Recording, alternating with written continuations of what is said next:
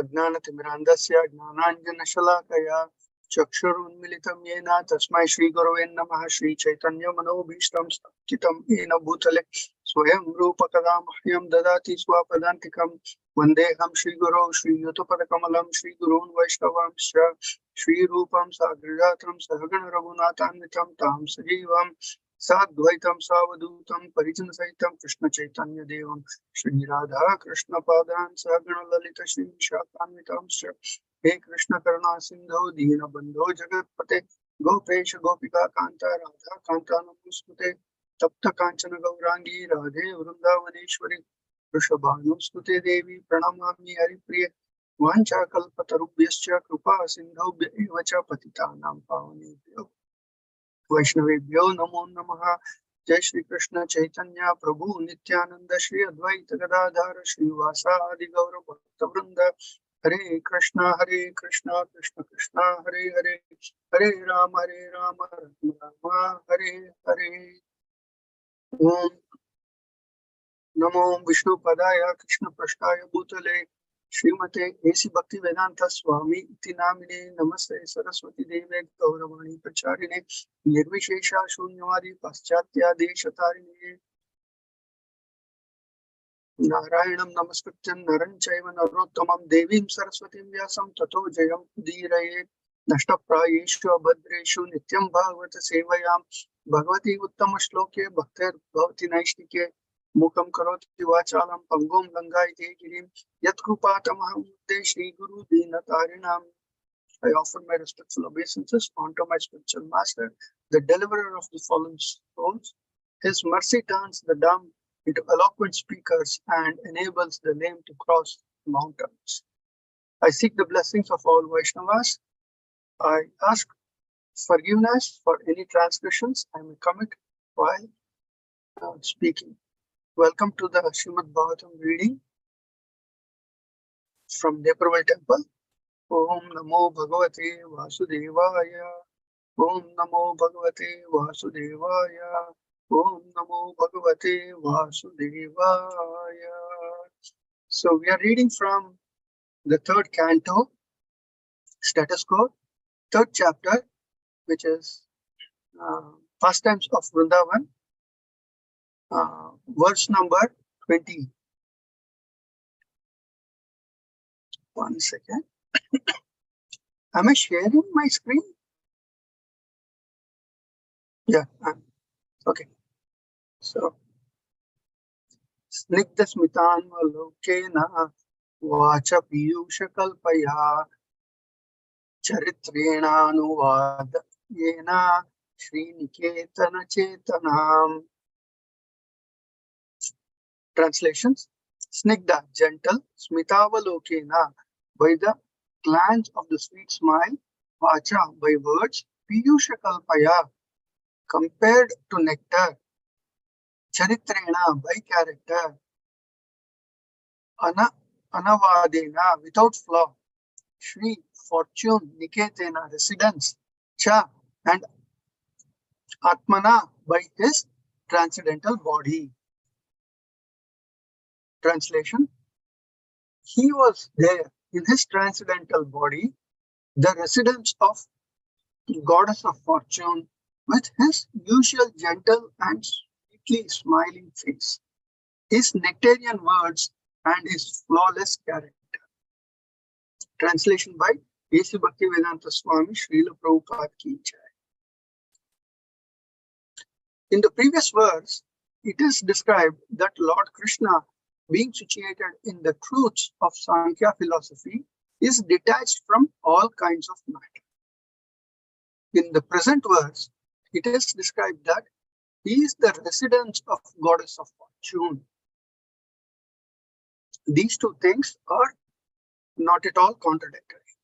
Lord Krishna is detached from variegatedness of the inferior nature, but he is in eternal blissful enjoyment of spiritual nature or his internal potency.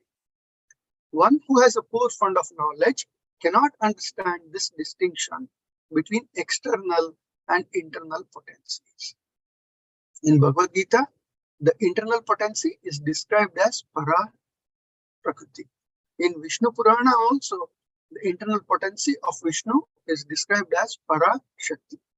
The Lord is never detached from the association of Para Shakti. This Para Shakti and her manifestations are described in the Brahma Samhita 5.37 as Ananda Chinmayi Rasa Pratibha Vithabhihi. The Lord is eternally joyful and cognizant in the taste derived from such transcendental bliss. Negation of variegatedness of the inferior energy does not necessitate negation of the positive transcendental bliss of the spiritual world. Therefore, the Lord's gentleness, His smile, His character, and everything related to Him are all transcendent. Such manifestations of the internal potency or the reality of which the material shadow is only a temporary representation from which everyone with proper knowledge must be detached. So, as usual, Prabhupada's purports are really hitting and very great, and this is a very interesting part. The comparison is being made from the previous verse to the current verse, and it is being said that in the previous verse, the Lord has been quoted as being, situated in Sankhya philosophy, and he has nothing to do with the, the external energy or the material world, and there is no attachments or detachments in relation to that. However, in this verse, very clearly it is being said that he is the Sri Niketana or the residence for Sri Devi. In fact, whenever you visit any of these Vaishnava temples, particularly Balaji temples, you will see that, on both sides of his chest, Sri Devi and Bhudevi are there. It is the residence of Sri Devi and Bhudevi. So, how is it possible that somebody who is supposed to be detached is attached so much that he is the residence of, Sri Devi or the, goddess of fortune? So that is the discussion that Prabhupada is trying to bring up here. And for that, he is also explaining that, Para Prakriti is actually his internal potency. And there are various examples of Para Prakriti is talked about in Bhagavad Gita and in Vishnu Purana and in other scriptures. Now, this is spiritual energy. Para Prakriti is spiritual energy, and the material energy is known as Apara Prakriti. And the Lord definitely is not involved with the Apara or the material energy. But he also, considers that the variegatedness that is available in the material world is completely, of lower quality, inferior quality. But then there is a lot of variegatedness in the spiritual world, and in that Para Prakriti, he actually interacts with all his devotees and his consorts, and he has this pleasing relationship with all of them. And that is what is being talked about here in this particular verse. So the Lord actually, whenever he's present, either in this world or in the spiritual world, he actually gives enjoyment. How does he give enjoyment? He gives enjoyment by his form. He can give his enjoyment by his walk or behavior, and he can also give enjoyment by his walk or his speech. How is this possible? Just his form being present, the cows are very happy. And actually we read in the first canto that when Krishna was not in the first canto, in the second canto, when Krishna was present in this material world and his leelas were happening, the cows were overflowing with milk. And as the milk oozed out of their, udders, the grass would get wet, and there would be plenty of rain, a lot of fruits, and it was so beautiful. Mother Earth looked so beautiful, bearing so many fruits, gems, jewelry, Everything in this entire world was very happy. That is how the Lord, he gives enjoyment just by his form. Now, by his work also he gives enjoyment. You can see that whenever the Gopas would play with Krishna, or whenever he was walking around with the people of the material world, when he was here, everyone would be very happy. They would enjoy his pastimes. Whatever he did would be so wonderful. Then finally, by his talk, for the gopis and his consorts and everyone else, Krishna, when he speaks, that itself would make them happy. There is nothing else Krishna need to do. Just give a small smile. Mitavalokena, just give a smile. That itself was enough. Krishna, by nature, he had a smiling face, and it was so beautiful. And so, they would all enjoy just being in his company and looking at his smile. If you remember, when Krishna lifted the Govardhana hill, and under the Govardhana hill, everyone was standing for 7 full days. And when they were standing for 7 full days, nobody felt any hunger. They did not even feel fatigue or tiredness. They were all looking at Krishna, and they were thinking Krishna was reciprocating exclusively with them alone, me alone, nobody else. That is how everyone felt. And all that Krishna was doing was he was smiling, and everyone was under his shelter. And that is how Krishna, he can give enjoyment by his form, by his walk, and by his talk. Now, there are 4 primary features of the Lord. The very first one is Dhirodatta, where the Lord is very grave, very gentle, very forgiving. He is very merciful, and he is also determined. Humble, he is very humble, and he is highly qualified. He is very chivalrous, and he is very attractive. There are many pastimes for each one of this. For example, Krishna is very forgiving and very merciful. You can see this in the story of Sudama, where he's very forgiving and he's also very merciful to Sudama. And then he's very gentle. Whenever he meets somebody old or young or whatever, he's very gentle with them, particularly even with the cows, Then he's humble and highly qualified. When he went to the Gurukul, he already knew everything. Even then, he was humble enough to learn it from Sandipani Muni. And then, he was able to make even his Guru Maharaj feel that, he had taught something to Krishna. Krishna is very chivalrous. We see this in multiple instances. When Rukmini Devi writes a letter to him saying, I have already given up to you. I don't want to be thrown to the wolves. I'm actually to be taken by the lion, but how can I be taken by a wolf?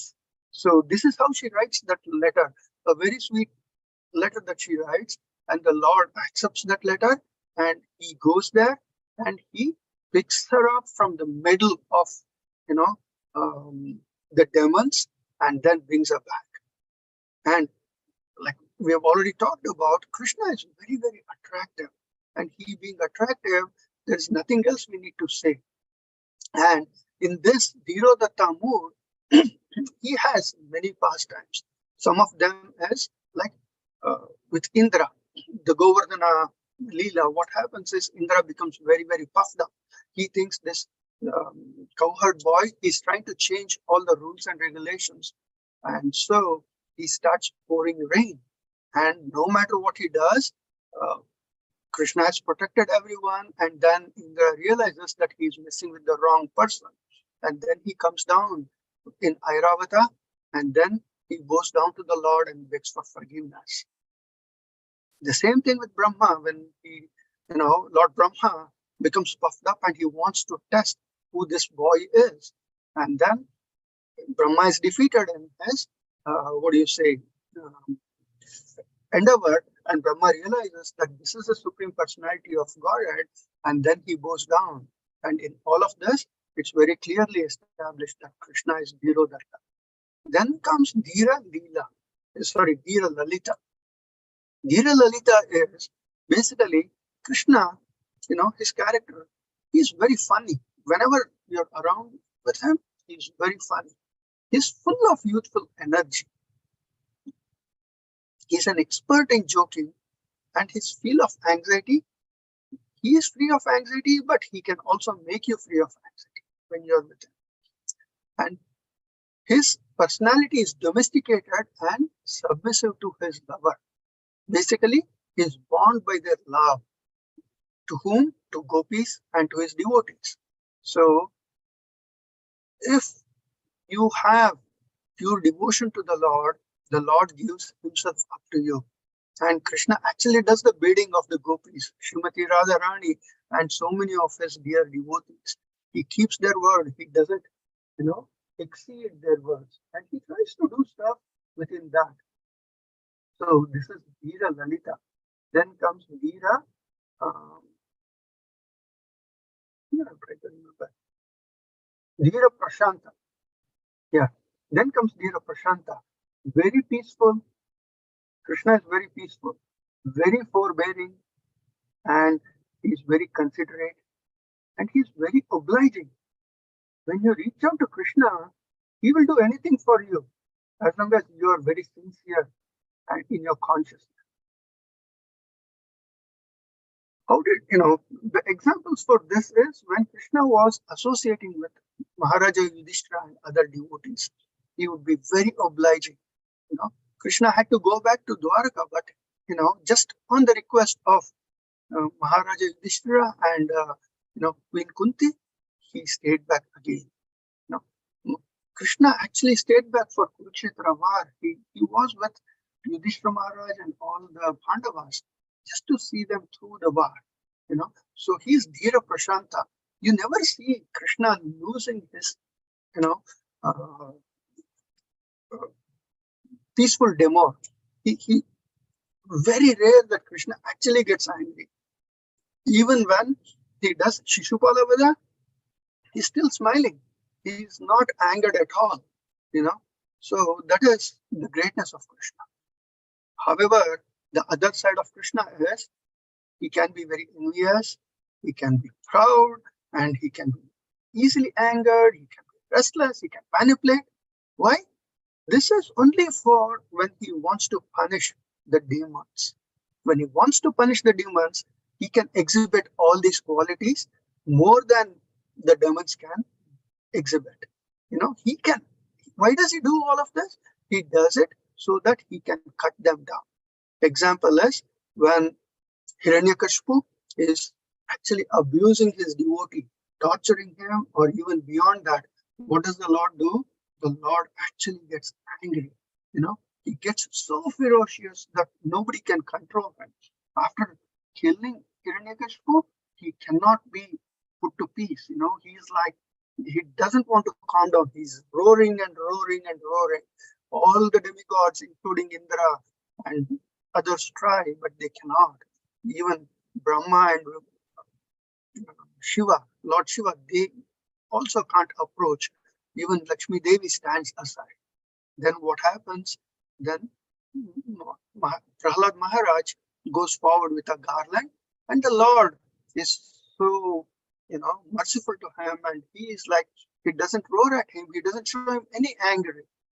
Instead he treats him with a lot of love and care, like how you treat a 5-year-old. That is how the Lord is. His behavior towards the envious and the demons is different than his behavior towards his devotees and rest of the other people. So, quick check on the time. We have about 4 or 5 minutes left. I want to quickly, I think the story is going to take longer, so I will not go into that story. I will stop here. Thank you, everyone. Any questions? Please bring up. Any discussions? Please bring up. Any corrections to what I spoke? Please correct me. Thank you.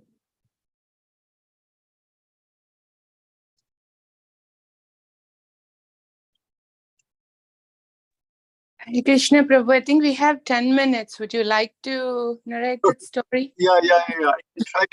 I'll try. Okay. Yeah, thank you, Prabhu. This is, this is to exhibit, show how Krishna's pastimes can sometimes be bewildering and we cannot understand it. In Vrajamandala, there are a lot of stories, folklore, and other things that go around. One of such stories is Krishna goes around, the villages and he's stealing from everyone's house. So, all the gopis are really, in a way, they like it, but they're also frustrated. The reason is he steals from their home, he eats the butter, then what he does, he gives it to the monkeys, then he gives it to, other living entities. After that, what he does, he throws everything, then he goes back to the same gopis and says, look, even the monkeys are not eating your butter. Your butter is, real waste. And this is what actually irks them. He eats everything, he gives it to the monkeys, and when they are fulfilled, now they're playing with it. Now he comes and says us these things. So as this is going on, one fine day, one of the gopis decides that this time when Krishna comes, I will trick him. And what she does, she goes and cuts down a few banana trees, banana stems, and decorates the house as if they are having some sort of a festival. And Krishna, sure enough, comes the next day and he's wandering around. He sees all this festival-like decoration. He goes into the house and he asks the gopi, what's going on? And she says, Krishna, please don't do anything today. We are planning a huge festivity. Because we are doing the huge festivity, don't disturb us. Then Krishna asks, what festivity? Who is going to come and who's going to do all the puja and other things? So now this is what the gopi was not prepared for. So she just mumbles a name of a priest who is in the next village and says, he's going to come, we have asked him, blah, blah, blah. So Krishna says, okay, if that's the case, it's already getting late. I will go to that priest and I'll talk to him and I'll bring him. And he goes away. He goes to the priest and he asks the priest, hey, did you agree for a particular, festival being celebrated in this particular village? And the priest is a little bewildered and he thinks, maybe I've forgotten, I need to go. Then he starts getting ready. Then Krishna says, no. They actually had a baby being born in their family. So they are in Muchi. So they cannot do the festivities. So please don't go. Then the priest is very happy. Then he says, okay, I had anyway forgotten. This is good arrangement. Then Krishna comes back and he tells the gopi and her husband, look, I went to the priest. The priest unfortunately cannot come, but what he said was, I can do all the puja that you should be doing. So I will be your priest for today. And now with me, there are 2,000 other Brahmana kids who are going to come. And he sits down and like he made a WhatsApp call or whatever, 2,000 beautifully dressed Brahmana kids come and they start various things. Some of these Brahmana kids start doing kirtan, some others do something else, they prepare for yajna, all of this. In the midst of this, Krishna calls the husband and the gopi and says, I want to do sankalpa. Then both of them sit down, Krishna makes them do the sankalpa, all of that happens. Then he asks the gopi, okay, now bring me, panchamrita, the 5 substances for doing the abhishekam. And now the husband looks at the gopi and says, look, you tried to trick Krishna, but now instead of giving him a little milk and a little butter, now we have to get honey, sugarcane juice, milk, butter, buttermilk, so many other things. And then somehow or the other, they arrange all of that and they bring it back and they give it to Krishna. Now Krishna has gone into their small house where they keep the deities and he has rearranged everything and he's getting ready. As soon as all the items for Abhishekam comes, Krishna asks them, now I'm going to show you the most wonderful Abhisheka you have ever seen in your entire lives. And what he does, he manifests 8 arms. And with the 8 arms, what he does, in one arm, he's actually ringing the bell. In another, he's actually doing arti. The third one, he's doing chamara, so on and so forth. And after all of that is done, what he does, he takes each one of the milk he drinks it, he takes the honey, he drinks it, then he takes, one by one, all of the until the sugar cane juice, everything he takes and he drinks, and then he says that, see, did you not like this amazing Abhishekam? Both the gopi and the and her husband are bewildered. They're like, you drank all of it that you should have done Abhishekam, and now you're saying it is, isn't it amazing? So then they ask, where is the Charanamra? Then he says, no, no, don't worry, bring water. And as soon as they bring water, he washes he bathes that particular deity with the water, and then he gives that Charanamra to them. After this, what he does, he says, now, we need to do Naivedya. So I want you guys to start preparing everything and start bringing it so we can do opulent, the best possible Naivedyam that anyone has ever seen. So for this, now the husband and Gopi go out and they talk between themselves and they say it is better to confess to Krishna our mistake, that whatever we did, and tell Krishna that we will not be able to support something like this. So both of them go in and they go down to Krishna and say, Krishna, please forgive us. This is what happened, we wanted to just trick you, but now it looks like we are caught in a bind. Then Krishna says, don't worry, if you can't supply it, that's not a problem at all. See how merciful he is. He, in his playfulness also, he is very, very merciful. Then he says, don't worry about it. And he manifests everything that is required. A lot of Naivedya, then a lot of jewelries and other things. Then what he does the Naivedyam, he distributes all of that, prasadam, and gifts to everyone, including the gopi and the husband of the gopi. Everyone has a wonderful time and they all leave. And Krishna also leaves.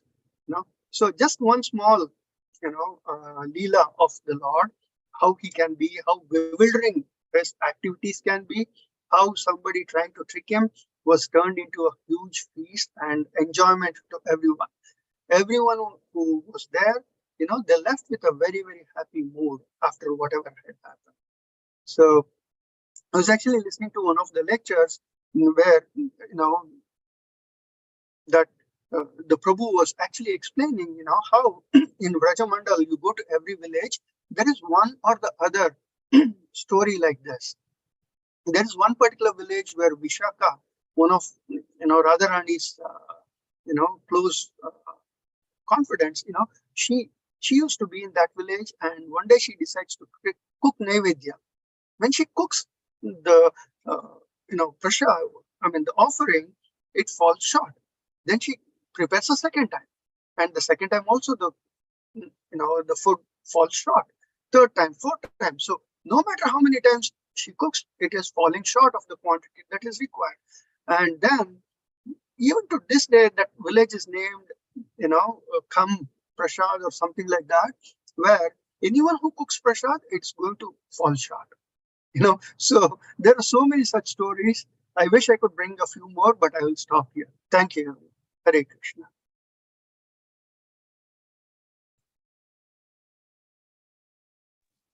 Thank you so much, Prabhu. It's so sweet, outright, through and through. Yeah, but I couldn't tell it as well as, Oh, that's so beautiful. Even the qualities and how you have connected to the past tense, you really made our morning. Thank you. Thank you so much.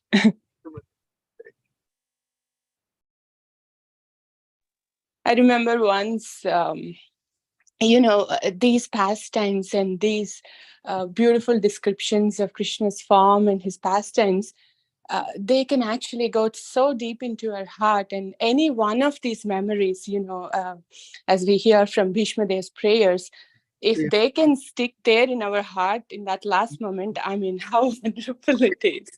Yeah, thank you. Thank you for helping us to form these beautiful memories. Thank you, Prabhu. Hare Krishna.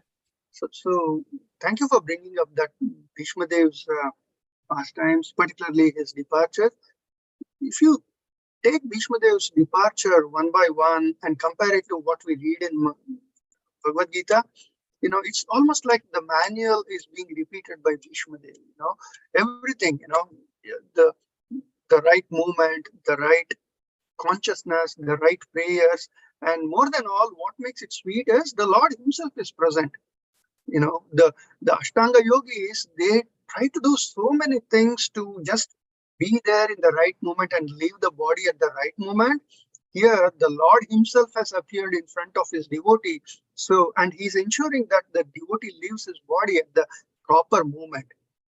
So that is the greatness of the Lord, as well as, Bhishma Dev. Like you rightly said, we should remember Bhishma Dev's prayers all the time. Thank you, Mataji. Anyone else? Hare Krishna. Hare Krishna, Prabhu Dandavat Pranam. Thank you for taking up this class today. I was traveling, so I couldn't take it. But you made this class such a nice. I don't think I would have spoken to or describe anything about this. It's a very, very beautiful class. And then especially with the very sweet pastime of Krishna. So I was thinking, when you said this, narrated that pastime, you cannot play with the Lord. Say he cannot do anything. Because many times we go to the deities and say, excuse, sorry, I couldn't do this. Sorry, I couldn't do that. We'll at home sometimes, sorry, I couldn't do this. But he is smiling and he knows what I'm doing, right? So that's kind of feeling I got it. Many times I do that at home. I was not able to do that. I'm sorry. Yeah, what were you doing then? He knows what I'm doing. So it's like, what can I do? It's just an excuse, but that excuse also, he might smile one day, but he will give the heavy boost one day, probably. So that's actually a very nice story, Prabhu. Thank you so much. Thank you so much, Prabhuji. Thank you for your mercy. I got the opportunity to speak on this verse. Actually, that particular story, what does it do is, it tells you, like, if you try to play a prank with Krishna, Krishna can play a bigger prank on you. Yeah. No, how can you even cheat?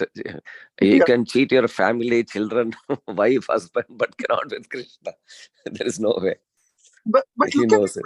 But Prabhu, I think I'm taking it in another way. Even if he tried to cheat or trick, Krishna gave them so much mercy. I mean, they weren't planning to do all that. I mean, I was like, wow, this is so amazing. And he is manifesting all that what they're lacking. He is actually manifesting, that verse where I carry what they lack and, I preserve what they have. I was like, wow. No, that is for a pure devotee, Mataji. That is for a pure devotees like in Vrajavasis, not us, not me. That's true. That's true. Okay, thank you for bringing that. I think Krishna is taking good care of everyone, except for the envious.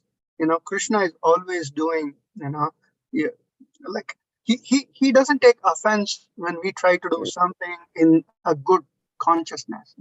He knew that they loved him.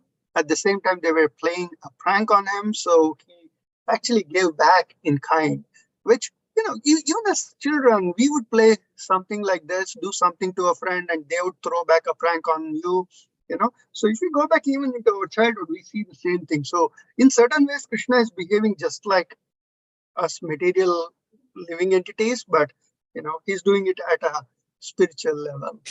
No, you're right, Prabhu. What happens is, the way we need to understand is, yes, Krishna, if you have that reciprocation, Krishna will give you that reciprocation. Yes. But if you unnecessarily do an excuse, he may not show you, but he will send the material energy to you to understand, hey, this is how you do it for me. This is how you understand. It doesn't mean that he will not something do bad for me. Correct. He will make us understand and purify that. Sending the material energy to act on us and say, do you want to do one more time?